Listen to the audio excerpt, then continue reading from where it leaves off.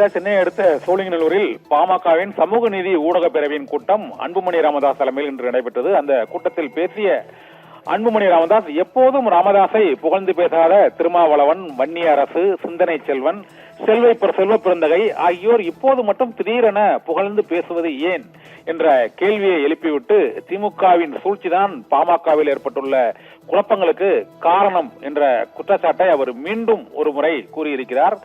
மேலும் டாக்டர் ராமதாஸ் கடந்த 5 ஆண்டுகளாக ராமதாஸாகவே இல்லை, ஐயாவாகவே இல்லை, குழந்தை போல மாறிவிட்டார். அதனால்தான் பாமகவின் தலைவர் பொறுப்பை தாம் ஏற்க நேரிட்டது என்றும் புதிய விளக்கம் ஒன்றையும் அவர் அளித்திருக்கிறார். இது தவிர 2021ஆம் ஆண்டு பாரதிய ஜனதா கட்சியுடன் கூட்டணி வைப்பதற்கு ராமதாசும் சௌமியா அன்புமணியும் தனது காலை பிடித்து கெஞ்சினார்கள் என்று டாக்டர் ராமதாஸ் கூறியிருந்தார்.